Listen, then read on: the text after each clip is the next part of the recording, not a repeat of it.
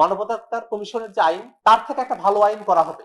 এই অজুহাতে সংসদের প্রথম অধিবেশনে সংস্কারের জন্য রাখা যে আইনগুলো ছিল সেগুলোকে বাতিল করে দেওয়া হলো। গুম প্রতিকার প্রতিরোধের জন্য যে অধ্যাদেশ করা হয়েছিল সেই অধ্যাদেশগুলোকে সংসদের প্রথম অধিবেশনে যদি পাশ করে নিত, গুরুতর বিষয় গুম এবং মানবাধিকার কমিশন কিভাবে ফাংশন করতে পারে সেই বিষয় নিয়ে সরকার যখন একটা খসড়া আইন প্রণয়ন করেছে, তারই প্রেক্ষিতে আজকের এই আলোচনা সভায় আমরা বসি। আজকের এই আলোচনা সভায় আমাদের বসতে হতো না যদি সরকার একেবারে প্রথম দফাতেই এই মানবাধিকার কমিশন আইনের বিষয়ে যে অধ্যাদেশটা করা হয়েছিল, গুম প্রতিকার প্রতিরোধের জন্য যে অধ্যাদেশ করা হয়েছিল, সেই অধ্যাদেশগুলোকে সংসদের প্রথম অধিবেশনে যদি পাশ করে নিত, তাহলে আজকে হয়তো আমাদেরকে আলোচনায় বসতে হতো না। আমরা গত 6 মাস ধরে সরকারকে আমরা দেখছি, 6 মাস অতিক্রান্ত হয়ে গেছে। প্রশ্ন আসতে পারে যে এই 6 মাসে আমরা কি করলাম।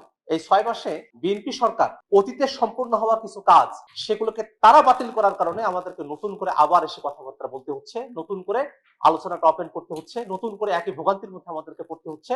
সে ধরনের একটা পরিস্থিতিতে আমাদেরকে পড়তে হলো। খেয়াল করে দেখবেন যে বাংলাদেশের মানুষের গুম বিষয়ে একটা ভয়ঙ্কর ধরনের প্রভাব আছে, কারণ এখানে অসংখ্য মানুষকে গুম করা হয়েছে। অসংখ্য মানুষ তারা যে গুম হয়ে গেছিলেন এসে সাক্ষ্য দিয়েছেন যে তাদেরকে আয়না করে বন্দি করে রাখা হয়েছিল। আবার অসংখ্য মানুষ এমন আছেন যারা হয়তো গুম থেকে আর ফিরতেও পারেননি। কিন্তু এই যে গুম হয়ে গেল, এই গুমের ঘটনাগুলোতে কোনোভাবেই গুমের ভিকটিম যে পরিবাররা আছে বা গুমের যারা ভিকটিম আছেন সরাসরি, তারা এখানে কোনো ন্যায় বিচার পান না। এই ধরনের একটা পরিস্থিতিতে আমরা দেখেছি অতীতে আওয়ামী লীগের সময়টাতে আমরা যারা আন্দোলন সংগ্রামের সাথে ছিলাম, আমরা সকলে মিলে তখন বলতাম যে বাংলাদেশে গুম একেবারেই বন্ধ হয়ে যেতে হবে। কোনোভাবেই গুমের মতো এমন একটা মানবতা বিরোধী অপরাধ এটাকে আমরা কোনোভাবেই বাংলাদেশে চলতে দিতে পারি না। তো তেমন একটা লক্ষ্য নিয়েই কিন্তু অন্তর্বর্তীকালীন সরকার গুমের বিষয়ে আইনটা করেছিল। কিন্তু সে আইন থেকে ভালো একটা আইন করা হবে, মানবাধিকার কমিশনের যে আইন তার থেকে একটা ভালো আইন করা হবে। এই অজুহাতে সংসদের প্রথম অধিবেশনে সংস্কারের জন্য রাখা যে আইনগুলো ছিল সেগুলোকে বাতিল করে দেওয়া হলো। শুধুমাত্র মানবাধিকার কমিশনের আইনটা না, গুম কমিশনের আইনটা না, বরং